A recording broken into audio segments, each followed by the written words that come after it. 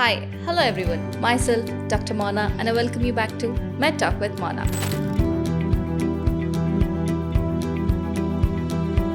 Paediatrics అంటే పిల్లలకి vaccinations చేయడం, ఫీవర్, కోల్డ్, చిన్న చిన్న ఇన్ఫెక్షన్స్ కానీ ఇంకేదన్నా ఉంటే మెడికేషన్తో ట్రీట్ చేయడం అంతవరకే చాలామందికి తెలుసు. But there is much more beyond that is paediatric surgery. So based on this, we have Dr. Srinivas Kishore to join us in our podcast to know more about pediatric surgeries and congenital anomalies.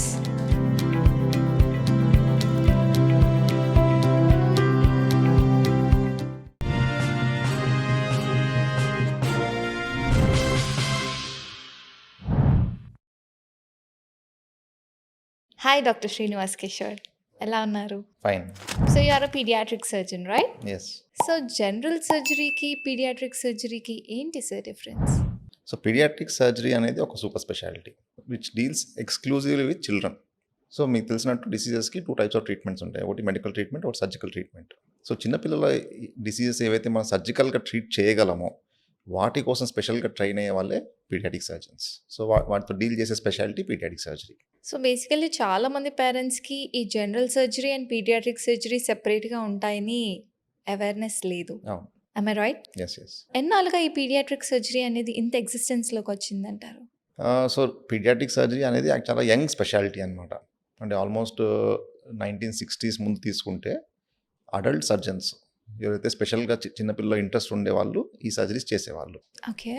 1960 తర్వాత ఏమైందంటే దీనికంటూ ఒక separate speciality ఉండాలి అని చెప్పి ఒక super speciality course అనేది start చేయడం జరిగింది. సో ఆల్మోస్ట్ చూస్తే మన 40-50 ఇయర్సే అంతే ఈ పీడియాట్రిక్ సర్జరీ అనే స్పెషాలిటీ డెవలప్ అయ్యి. సో చాలా రీసెంట్గా వచ్చింది. సో చాలామందికి ఇంకా చిన్నపిల్లలకి ఒక సపరేట్ స్పెషాలిటీ ఒకటి ఉంటుంది అనేది ఇంకా తెలియదు సర్జరీలో. యా. సో బేసికలీ అందరూ పీడియాట్రిషియన్స్ అంటే తెలిసినంత వరకు వ్యాక్సినేషన్స్ కానీ బేసిక్ మెడికేషన్తోనే ట్రీట్మెంట్ చేసే ఆ పర్స్పెక్టివ్లోనే ఉంటారు.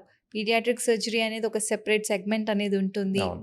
అండ్ పుట్టిన పిల్లల నుంచి కూడా మీరు సర్జరీస్ ఎస్ ఎస్ చేస్తారు, ఎస్. రైట్? ఆల్మోస్ట్ పుట్టిన పిల్లల నుంచి మొదలుకొని 16 ఇయర్స్ వరకు కూడా okay. We operate on children. Yeah. So you limit up till 16 years of age. Yeah.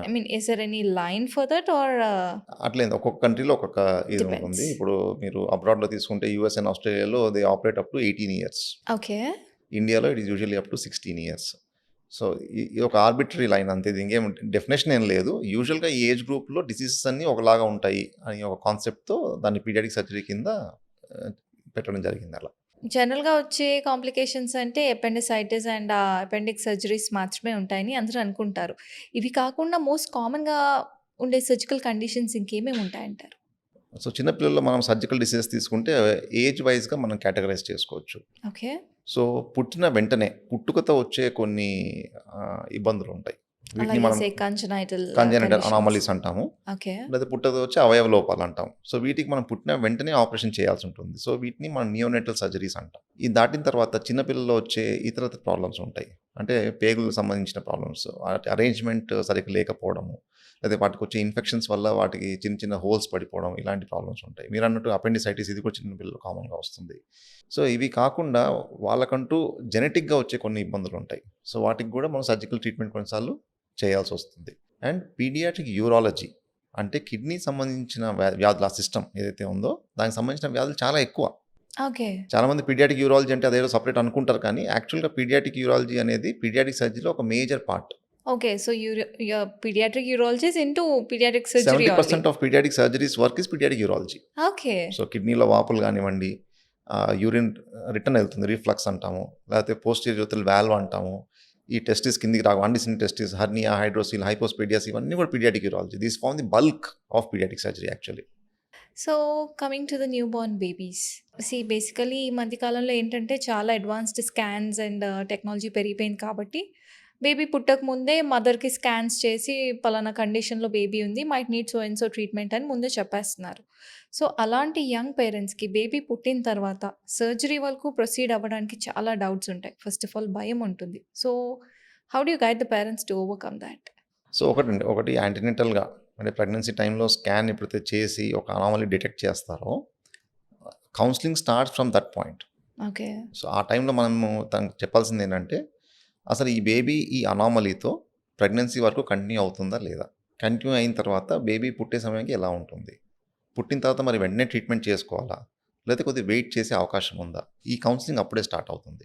Plus operation చేసిన తర్వాత వాళ్ళ ప్రోగ్నోసిస్, వాళ్ళ లైఫ్ ఎలా ఉండబోతుంది అనేది. సో, బేబీ పుట్టిన వెంటనే మనం డిటెక్ట్ చేసిన తర్వాత కొన్ని వాటికి మనం వెంటనే వితిన్ 24-48 అవర్స్ ట్రీట్మెంట్ చేయాల్సి ఉంటుంది. కొన్నిటికి మనం టైం తీసుకొని తర్వాత చేయొచ్చు. కొన్ని యాక్చువల్‌గా విత్ ఏజ్ తగ్గిపోతాయి కూడా. సో, ఇవన్నీ మనం పేరెంట్స్‌కి ఎక్స్‌ప్లెయిన్ చేయాలి. సో, ఓవరాల్ పేరెంట్స్ కన్సర్న్ ఏందంటే అసలు ట్రీట్మెంట్ అనేది ఉందా లేదా అని ఫస్ట్ కన్సర్న్. ట్రీట్మెంట్ చేయించిన తర్వాత వీళ్ళ లైఫ్ ఎలా ఉండబోతుంది? Will they be like normal children అంటే ఇతర ఆ పిల్లల్లాగా ఫియర్ ఉంటుంది. సో, ఈ విషయాన్ని మనం అది చిన్న ఎక్స్‌ప్లెయిన్ సర్జరీయా, పెద్ద సర్జరీయా పక్కన పెడితే, పుట్టిన పిల్లలకి సర్జరీ అనగానే అందరికో యెస్. భయం. సర్జరీ అయిన యాహ్! తర్వాత యాహ్! వాళ్ళ గ్రోత్ నార్మల్‌గా ఉంటుందా లేదా? లేకపోతే వాళ్ళు నార్మల్‌గా లైఫ్ లీడ్ చేయగలుగుతారా లేదా? అన్న ఫియర్ అందరికీ ఉంటుంది. యాక్చువల్‌గా ఇదే పెద్ద మిత్ కూడా. ఎందుకంటే చాలామంది so you say parents it's a myth. Myth in the sense చిన్న పిల్లలకి ఆపరేషన్స్ చేస్తే వీళ్ళ లైఫ్ బాగుండదు అనేది మిత్. యాహ్!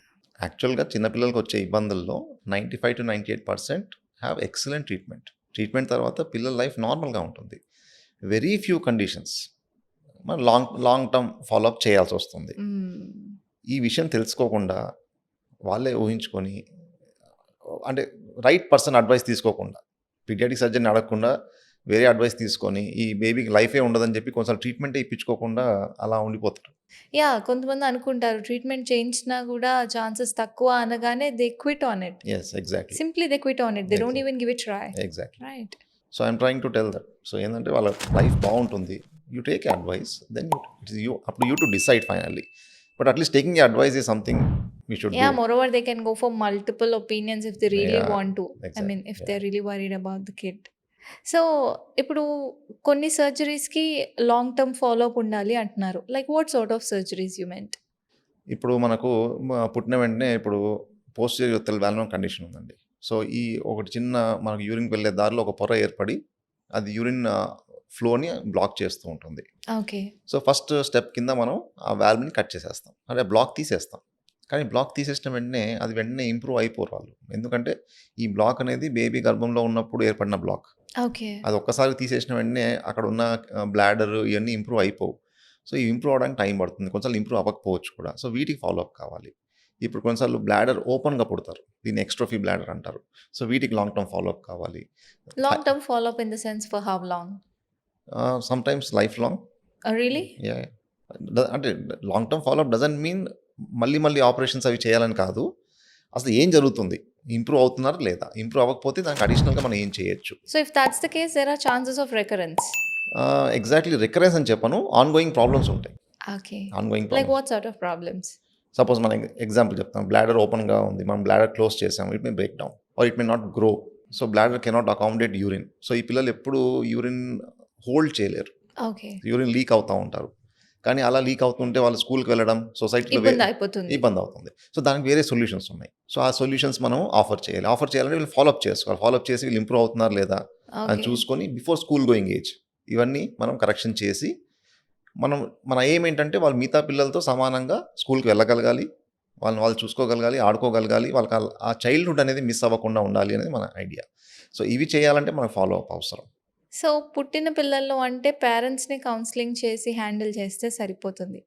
బట్ కొంతమంది పిల్లలు సర్టెన్ ఏజ్ వచ్చిన తర్వాత ఇంజెక్షన్ అంటేనే ఆవిడ దూరం పరిగెడతారు. అలాంటి పిల్లలకి సర్జరీకి ఎలా కన్విన్స్ చేస్తారు? సో, ఇప్పుడు డిఫరెంట్ ఏజ్ గ్రూప్స్ అండి. ఇప్పుడు అప్ టు 3-4 ఇయర్స్ పిల్లలు మోస్ట్‌లీ వాళ్ళకు మనం పెద్దగా చెప్పినా పెద్దగా వాళ్ళకు అర్థం కాదు. అర్థం కాదు. సో, వాళ్ళకు మనం we tell a different story. When we take them to theatre we tell them మూవీకి వెళ్తున్నామనో, ఫోటో దిగుతున్నామనో, ఏముండదనో అలా చెప్పడం. So, we try to convince them by using a story. ఈ కాలం పిల్లలు కష్టం లేదు కాదంటారా? కష్టమే but we try to do that. అనకూడదు గానీ పొట్టలోనే అన్నీ తెలుసుకొని పుట్టేస్తారు. లేదంటే ఇంకా వేరే పిల్లలు ఉంటారు. సర్జరీ అండర్‌గో అయిన పిల్లలు ఉంటారు. వాళ్ళని చూయించి will show them how happy they are and all that. ఇంకొద్దిగా పెద్ద పిల్లలు above 5 years they understand. Yeah! So, వాళ్ళకి మనం కొద్దిగా కన్విన్సింగ్‌గా చెప్తే వాళ్ళకి విషయం అర్థం అవుతుంది. ఆ ఫియర్ అండ్ యాంగ్జైటీ యాహ్! వచ్చేస్తాయి. అంటే మన పిల్లలు అర్థం చేసుకోరేమో అనుకుంటాం. కానీ మనం వాళ్ళకి ఎక్స్‌ప్లెయిన్ చేస్తే డెఫినిట్‌గా అబోవ్ 5 ఇయర్స్ దే అండర్‌స్టాండ్. మనకు 10 ఇయర్స్ ఆ పిల్లలైతే ఈజీగా అండర్‌స్టాండ్ చేసుకుంటారు. So, it is about counselling and అంటే ఒక ఫ్యామిలీ ఓరియెంటెడ్‌గా పేరెంట్స్‌ని కూడా మనం ఆ టీమ్‌లో చేర్చుకొని వాళ్ళతో పాటు కౌన్సెలింగ్ చేసినప్పుడు that will give them that emotional support and all that. అంటే ఒక ఏజ్ వరకు కౌన్సిల్ చేయడం, కన్విన్స్ చేయడం, ఫైనల్లీ సమ్‌హౌ లైక్ వాళ్ళు సర్జరీకి ఒప్పుకొని కోఆపరేట్ చేసే వరకు తీసుకెళ్ళడం ఒక ఎత్తు. But apart from all this I mean to say irrespective of age పిల్లలైనా, పెద్దలైనా when they hold that fear of surgery ఎంత కామ్ డౌన్ చేసి అనస్థీషియాలోకి వెళ్ళాక కూడా will their vitals fluctuate? Will that have any impact on the surgery? Yeah! So, very good question అండి. So, పిల్లల్ని మనం సర్జరీకి తీసుకెళ్ళేటప్పుడు we want to keep the experience as good as possible. Yeah! అంటే ఇప్పుడు children also remember. True. So, when they undergo the stress of surgery వాళ్ళు కూడా గుర్తుపెట్టుకుంటారు. Next time వాళ్ళు హాస్పిటల్ రావాలంటే చాలా భయంగా ఉంటది. సో, ఇక్కడ మనం ఏం చేస్తామంటే ప్రీ మెడికేషన్ అని వాడతాం. So, premedication will make them calm. But do you think that's safe? Yeah! It's safe. Okay. It's generally used to avoid that stress. So, what sort of medication is it? అంటే మనకు కొన్ని light sedating agents ఉంటాయి. They make them calm. So, వాళ్ళు కొద్దిగా అంటే పూర్తి మత్తు కాదు. ఒకలాంటి సెడేషన్‌లో ఉంటారు. సో, వాళ్ళని మనం ఆపరేషన్ థియేటర్ లోపలికి తీసుకెళ్ళినప్పుడు వాళ్ళకి పెద్దగా దే విల్ నాట్ రిమెంబర్. మళ్ళీ మత్తులో నుంచి బయటికి తీసుకొచ్చాక they will wake up and then they will remember అలా అన్నమాట. సో, ప్రీ మెడికేషన్ అలా వాడినప్పుడు వాళ్ళకి స్ట్రెస్ తగ్గుతుంది. వాళ్ళకి పెద్దగా ఏం గుర్తుండదు. So, that we can do. Okay. Fine. The surgery is done successfully. Surgery అయిపోయి వచ్చిన తర్వాత వాళ్ళకి పోస్ట్ సర్జరీ టాంట్రమ్స్ ఉంటాయి కొన్ని. Am I right? యాహ్! నేను సర్జరీ వద్దన్నాను కదా! నాకు చెప్పకుండా చేయించేసారు అని ఏడ్చే పిల్లలు కూడా ఉంటారు. అవును. అవును. Yes are no? Yes. I have seen few people. Yeah! So, అలాంటి కేసెస్‌లో how do you calm them down? So, surgery తర్వాత ఉన్న ఇష్యూస్‌లో ఒకటి coming out of anaesthesia itself is very irritable. It so is challenging right for Yeah, parents and the doctor? yeah. So, when they come out of the anesthesia, they feel very irritable, but that phase is very small, maybe 10 Okay. minutes అట్లా. That's it. Yeah. So, ఆ ఫేజ్‌ని కూడా మనం control చేయడానికి we have some medications. So, second thing is pain. We have to give them good pain relief. Yeah! So, ఎప్పుడైతే వాళ్ళు బయటికొస్తారో, ఆ irritable phase నుంచి బయటికొచ్చి వాళ్ళ పేరెంట్స్‌ని చూస్తారో, they settle down a bit. Second thing which worries is pain. So, good pain relief. Good pain relief will again keep them calm and the environment around. So, if you allow parents to sit beside, they feel more confident and they will not You throw feel tan- secured. Yeah. So, I think it is about that peri-operative period where pain relief and this parents' presence and will all make a difference. Do you have any most challenging case in your practice so far? Once in a while we get, and that is how the branch is interesting. In the case we do routine cases, then we have one challenging case often, so we keep I would like to know at least one or two. okay. So, I'll tell you one simple case. One child had a problem in the intestine. So, పేగులో problem ఉంటే operation చేసి ileostomy అనే procedure చేశారు. Okay. So, baby పుట్టినప్పుడు 2.4 kgs. So, పుట్టిన వెంటనే operation చేయాల్సి వచ్చింది. ఆపరేషన్ చేసి పేగు బయట పెట్టడం అంటాం. అంటే స్మాల్ ఇంటెస్టైన్ని బయట పెడతారు. సో, మోషన్ అక్కడి నుంచి వస్తుంది. ప్రాబ్లం ఏంటంటే మోషన్ అనేది కంట్రోల్ ఉండదు కాబట్టి వాళ్ళ న్యూట్రిషన్ మెయింటైన్ చేయడం కష్టం. ఇచ్చిన పాలు ఇచ్చినట్టు వచ్చేస్తూ ఉంటాయి. So, almost he was 4 months 5 months age. Birth weight 2.4 అయితే 4 months తర్వాత he was weighing 2.2 kgs. Literally skin and bones. ఆ టైప్లో వీ రిసీవ్డ్ ద చైల్డ్. ఇప్పుడు ఇక్కడ 2 ప్రాబ్లమ్స్. ఒకటి మనం ఆ పేగు బయట పెట్టిన దాన్ని క్లోజ్ చేయాలనుకోండి, న్యూట్రిషన్ లేదు కాబట్టి అది మళ్ళీ లీక్ అయ్యే అవకాశం ఉంటుంది. క్లోజ్ చేయలేదనుకోండి తనేమో బరువు పెరగడు. సో, చాలామంది బరువు పెరిగితే చేస్తామంటారు. ఇది క్లోజ్ చేయందే బరువు పెరగడు. అండ్ ఇది క్లోజ్ చేయకపోతే తను ఎప్పుడు అలానే ఉంటాడు. ఈ టైంలో క్లోజ్ చేసినా లీక్ అయ్యే రిస్క్ ఉంది. 2 ఉన్నాయి. సో, ఇట్లాంటి కేసెస్ అనమాట. సో, ఇప్పుడు it becomes a team work now. Such a pain on parents. Yeah. And intensive care ఇక్కడ చాలా important. So, my intensive care team chipped in. They took care of the nutrition of the child. We built up the nutrition for 7 to 10 days. Then I operated. Then slowly that he recovered. How And- old is the baby now? Baby is almost 1.5 years now. And immediately after 3 months, baby was weighing around 6 kgs. It was recovering. So, I think these kind of cases, they come and it requires a teamwork. Pediatric surgery success depends on pediatric anesthesia, pediatric nursing, pediatric critical care. And all these things have to come together. It is never a one-man show. So, మళ్ళీ ఇప్పుడు ఈ బేబీకి ఇలాంటి కండిషన్‌లో how long you gonna follow up? So, this particular baby, we followed up for almost 1 year and we Okay. had no problems. But there are certain problems which can occur during a lifetime. అంటే ఈ పేగులకు operation చేసినప్పుడు adhesions అనేవి ఏర్పడతాయి. Adhesions అనేవి ఏ ఏజ్‌లో రావచ్చు. బేబీకి 1 year ఫాలోఅప్ చేసిన తర్వాత వీ జస్ట్ వాంట్ దెమ్. ఇలా ఏదైనా ఉంటే మీరు ఎక్కడున్నా కూడా చూయించుకోండి అని. And we left it there. So, ఇలాంటి కండిషన్స్‌లో ఏమన్నా రెస్ట్రిక్షన్స్ ఉంటాయా బేబీకి throughout the life? Like to eat this, to do this, to do not I mean not to do this and not to eat this అలా ఏమన్నా limitations ఉంటాయా? అంటే surgery పరంగా ఏమి ఉండవు. ఇప్పుడు ఇక్కడ ఒకటండి సర్జరీ అనేది మనకు సర్జరీ పరంగా ఏమైనా ఉంటే ఎలా ఉంటుందంటే లెంగ్త్ ఆఫ్ ది ఇంటెస్టైన్ బట్టి ఉంటుంది. ఓకే. చాలాసార్లు మనం ఆపరేషన్ చేసేటప్పుడు ఒక పీస్ ఆఫ్ ఇంటెస్టైన్ తీసేస్తుంటాం. ఎప్పుడైతే అడిక్వేట్ లెంగ్త్ ఉండదో అప్పుడు వాళ్ళకు అబ్జార్ప్షన్ అనేది సరిగ్గా జరగకపోవచ్చు. సో ఇది ఒక షార్ట్ గట్ సిండ్రోమ్ అంటాము. ఇవి చాలా రేర్గా ఉంటాయి. సో సర్జరీ పరంగా ఏమైనా ఇబ్బంది పడేటట్టుంటే ఇలా ఇబ్బంది పడతారు. ఇలా కాకుండా కొంతమందికి అబ్జార్ప్షన్ ఇట్ సెల్ఫ్ జెనెటిక్ లెవెల్లో ప్రాబ్లం ఉంటుంది. మాల్ అబ్జార్ప్షన్ అంటాం. సో వీళ్ళకు మీరు అన్నట్టు కొన్ని డైటరీ రెస్ట్రిక్షన్స్ ఉంటాయి. కొంతమందికి లాక్టోస్ పడదు. సో లాక్టోస్ ఇంటాలరెన్స్ ఉంటుంది.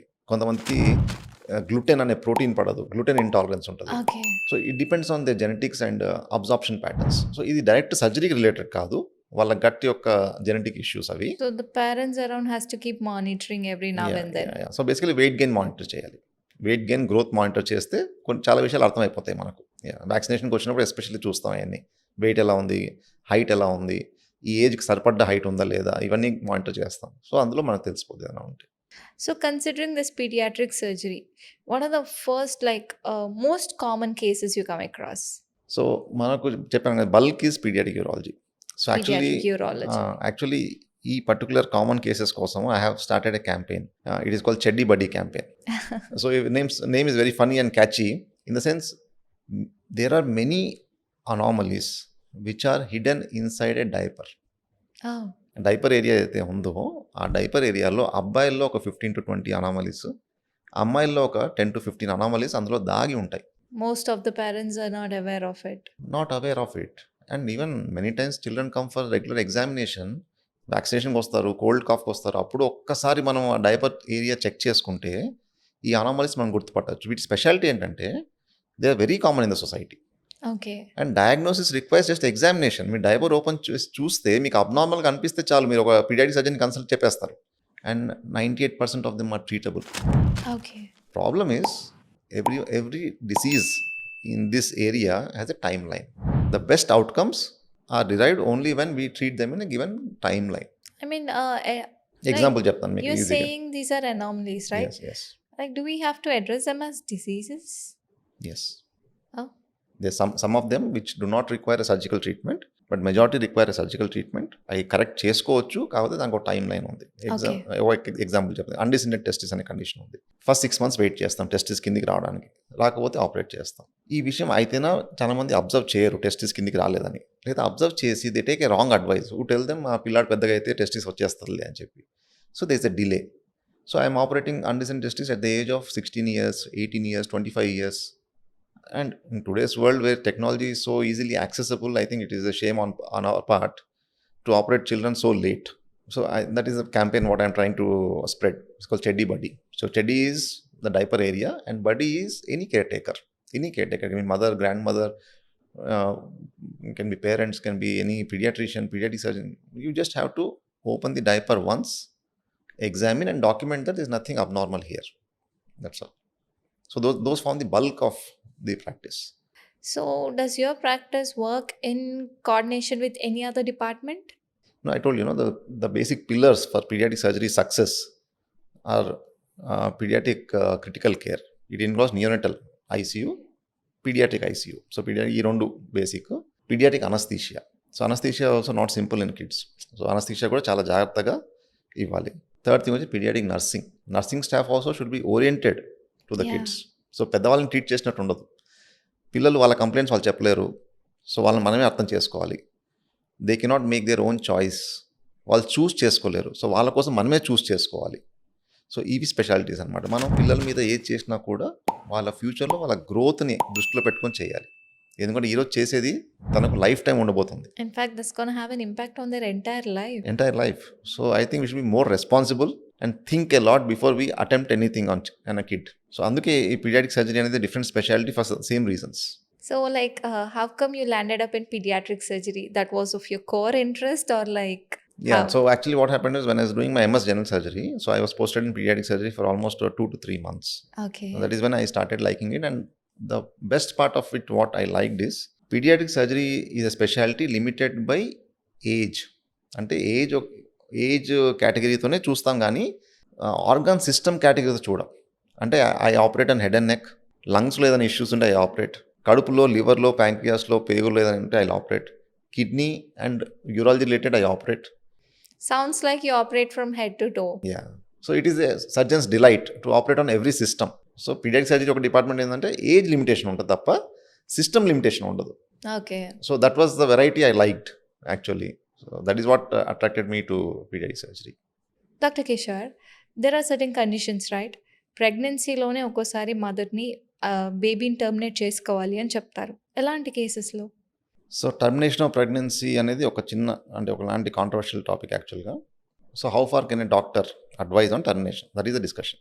ఇప్పుడు యాజ్ అ పీడియాట్రిక్ సర్జన్ ఎంతవరకు చెప్పగలనంటే, ఎప్పుడైతే ఒక బేబీకి ఒక అనామలీ డిటెక్ట్ అయ్యి ఈ అనామలీతో బేబీ పుట్టక ముందే చనిపోయే అవకాశం ఉంది అన్నప్పుడు నేను 100% మీరు టర్మినేట్ చేసుకోండి అని చెప్తాను.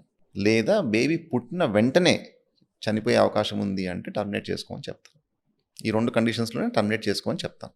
ఒకవేళ ఆ కండిషన్కి ట్రీట్మెంట్ ఉందనుకోండి, అప్పుడు నేను టర్మినేట్ చేసుకుని అని చెప్పలేను, చెప్పకూడదు కూడా. ఎందుకంటే యాజ్ అ డాక్టర్ 1% ఛాన్స్ ఉన్నా నేను ట్రై చేయాలి. సో మీకు ఎగ్జాంపుల్ చెప్తే అర్థమవుతుంది. సపోజ్ ఒక 43-year-old లేడీ ఇన్ఫర్టిలిటీ ట్రీట్మెంట్ తీసుకొని కన్సీవ్ అయ్యారు. Okay, 40 years old. 43 ఎల్డర్లీ కదా, ఇన్ఫర్టిలిటీ ట్రీట్మెంట్ తీసుకొని కన్సీవ్ అయ్యారు. ఆ బేబీకి ఒక ప్రాబ్లం వచ్చింది, యాంటీనేటల్ స్కాన్లు నా దగ్గరకు వచ్చారు. నేను చెప్పాను, ఈ బేబీకి ప్రాబ్లం ఉందండి, పుట్టిన తర్వాత ఆపరేషన్ చేయాలి, కానీ ఆపరేషన్తో అయిపోదు, కొద్ది ఫాలోఅప్ కూడా చేసుకోవాలి, తర్వాత కూడా ఏమైనా ట్రీట్మెంట్ అవసరం పడచ్చు అని చెప్పాను. So that lady told me only one thing, treatment ఉందా లేదా చెప్పండి, నాకు ఈ బేబీ కావాలి. ట్రీట్మెంట్ ఎన్ని రోజులు చేయించుకోవాలి, ఎన్నిసార్లు చేయించుకోవాలి నాకు అనవసరం, ట్రీట్మెంట్ ఉందా లేదా. అయితే ట్రీట్మెంట్ ఉంది, సో నాకు ఈ బేబీ కావాలి. So that was her decision. Then I had one lady who is 23 years old, first time pregnant. తన స్కాన్లో కూడా సేమ్ అనామలీ, సేమ్ కండిషన్, నేను సేమ్ కౌన్సిలింగ్. ఈ బేబీ పుట్టిన తర్వాత ట్రీట్మెంట్ చేసుకోవాలి, ట్రీట్మెంట్ చేసుకున్నాక మళ్ళీ ట్రీట్మెంట్ చేసుకునే అవకాశం ఉంటుంది, అంటే అవసరం ఉండొచ్చు అని చెప్పాను. So that lady told me, ఇది నా ఫస్ట్ ప్రెగ్నెన్సీ, నేను 23 years old, కావాలంటే ఇంకో బిడ్డను కంటాను, నాకు ఇట్లాంటి బేబీ నాకు వద్దు అని she took a decision. Okay, no judgement. So ఇక్కడ అనామలీ మారలేదు, డాక్టర్ మారలేదు, డాక్టర్ ఇచ్చిన కౌన్సిలింగ్ మారలేదు. మరి ఏం మారింది అంటే పేషెంట్ పర్స్పెక్టివ్. ఎస్. సో వాళ్ళ ఫ్యామిలీలో ఆ బేబీ ఎంత ఇంపార్టెంట్ అనేది వాళ్ళకి తెలుసు, అది నేను జడ్జ్ చేయలేను. సో నా పాలసీ వెరీ క్లియర్, బేబీ పుట్టక ముందు చనిపోయే అవకాశం ఉన్నా, పుట్టిన వెంటనే చనిపోయే అవకాశం ఉన్నా నేను టర్మినేషన్ చేసుకోండి అని చెప్తాను, లేదా ట్రీట్మెంట్ ఉంది అని చెప్తాను. బట్ మరి still what they choose is their call. అంతే కదా. సో ఆ బేబీ వాళ్ళకి ఎంత ఇంపార్టెంట్ అనేది వాళ్ళ family circumstances will decide. I can only help them. So I think that is the cross thing. Let's say on emotional grounds or whatsoever it is, if mother has gone beyond the lines and then don't want to go for termination of the baby పుట్టిన తర్వాత how do you calculate the success rate? So baby పుట్టిన తర్వాత first thing is మనం vitals check చేసుకోవాలి. So breathing ఎలా ఉంది, heart rate ఎలా ఉంది, బేబీ కలర్ ఎలా, సర్క్యులేషన్, ఇవి బేసిక్స్. ఇవి ఏదైనా అనామలీ వీటిని అఫెక్ట్ చేస్తుంది అంటే it requires immediate attention and treatment. Okay, ఇది మనకు కొద్దిగా డెలివరీ ముందే తెలుస్తుంది కాబట్టి అట్లాంటి మదర్స్కి ముందే ప్రిపేర్డ్గా ఒక మంచి సెంటర్లో, అన్ని ఫెసిలిటీస్ ఉన్న సెంటర్లో డెలివరీ చేసుకోండి అని అడ్వైస్ చేస్తాం.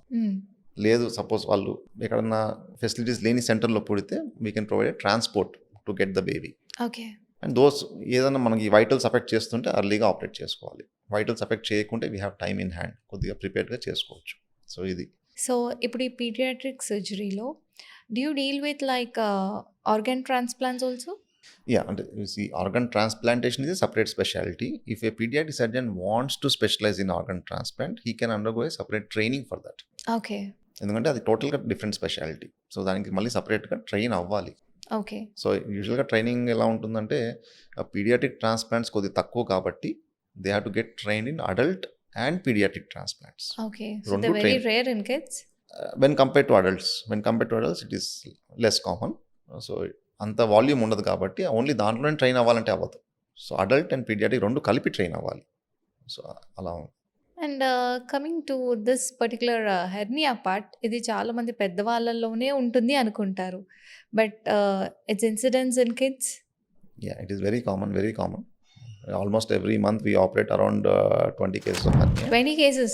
Yeah. Oh my god, that's a big number. Big number. And this is also one of the anomalies which is hidden under the diaper. That is what I'm trying to tell. Cheddi Buddy campaign lo one of the common anomalies is hernia hydrocele. కాబట్టి పెద్దవాళ్ళ హర్నియాకి చిన్నపిల్ల హర్నియాకి this difference. అంటే చిన్నపిల్ల hernia is because of some congenital issue. అక్కడ ఒక చిన్న sack అనేది open ఉండిపోయి అలా వస్తుంది. పెద్దవాళ్ళలో హర్నియా మజిల్ వీక్నెస్ ఇవన్నీ ఎక్స్ట్రాగా ఉంటాయి. సో వాళ్ళలో మనం మెష్ అయ్యి వాడతాం. పిల్లల్లో మెష్ వాడాల్సిన అవసరం లేదు. సింపుల్గా అయిపోతుంది సర్జరీ యాక్చువల్గా. జస్ట్ ఆ సాక్ని there క్లోజ్ చేస్తే any- అయిపోతుంది. Is there any like common age group in kids to see this hernia? హర్నియానా? Yeah. Hernia can అక్కర్ in any age group. ఎక్కువగా మనం చూసేది ప్రీటర్మ్ బేబీస్లో చూస్తాం. Preterm babies. అంటే నెలలు నిండకుండా పుట్టిన బేబీస్లో ఎక్కువ చూస్తాం. అంటే almost 50% of preterm babies will have hernia. Okay. ఎందుకంటే వాళ్ళకి ఆ సాక్ అనేది క్లోజ్ అవ్వదు. యాక్చువల్గా బేబీ పుట్టే సమయానికి సాక్ క్లోజ్ అవ్వాలి, కానీ ఈ బేబీస్ ముందే పుట్టేశారు కాబట్టి వాళ్ళకి ఆ సాక్ క్లోజ్ అవ్వదు. సో వల్ల ఎక్కువ ఉంటుంది ఇన్సిడెన్స్. సో ఏ ఏజ్ గ్రూప్లోనే చూడొచ్చు మనం. So preterm babies లో hernia కామన్ అంటున్నారు కదా. అవును. అలాగే are there any other conditions which are pretty common in preterm babies? So preterm బేబీస్లో జనరల్గా మనం చూస్తే మెచ్యూరిటీ లేకపోవడం వల్ల వచ్చే ఇష్యూస్ ఎక్కువ ఉంటాయి. You suppose mean to say the mental health issues? Or? Mental కాదు, ఆర్గాన్ వైజ్ కూడా అంటే Okay. మెంటల్ హెల్త్ ఇష్యూస్ ఇవన్నీ లాంగ్ టర్మ్ ఇంప్లికేషన్స్. బేబీ ప్రీమెచ్యూర్గా పుట్టినప్పుడు బ్రెయిన్ ప్రీమెచ్యూర్గా ఉంటుంది కాబట్టి బ్రెయిన్లో హిమరేజెస్, బ్లీడింగ్ జరిగే అవకాశం ఉంటుంది. Okay. ఇంట్రావెంట్రల్ హిమరేజ్ అంటాం. లంగ్స్ ఇమ్మెచ్యూర్గా ఉంటాయి కాబట్టి నిమోనియా రావడము ఇవన్నీ చాలా కామన్గా జరుగుతుంటుంది. గట్ అంటే ఇంటెస్టైన్స్ ఇమ్మెచ్యూర్గా ఉంటాయి కాబట్టి నెక్రోటైజింగ్ ఎంట్రోకోలైటిస్ అంటాం. సో ఇవి జరగచ్చు. ఇవి కాకుండా sepsis, they are more prone for infections. వాళ్ళకు రోగ నిరోధక శక్తి సరిగా ఉండదు. సో ఈజీగా ఇన్ఫెక్షన్స్ They వస్తాయి. fall sick very often. చాలా కామన్ సెప్సిస్ అనేది. So majority of the NICU stage తీసుకుంటే we are treating most of them have sepsis and we are dealing with lot of infections actually. Then meningitis, brain సంబంధించిన ఇన్ఫెక్షన్స్. So organ maturity లేకపోవడం వల్ల వచ్చే issues ఎక్కువ వీళ్ళకి. But to more or less extent they're treatable, right? Hopefully. Yes. Provided it's a teamwork and a good neonatal care, they are treatable. Now, my hospital least we have managed is around 500 grams baby. 500 grams baby. 500 grams baby. It could be like how small? సింపుల్గా comparison చెప్పాలంటే it is the weight of your mobile. I mean, say I'm Baby just is measuring of the my size. palm, maybe a little bit Yeah. more than that. That's so sad.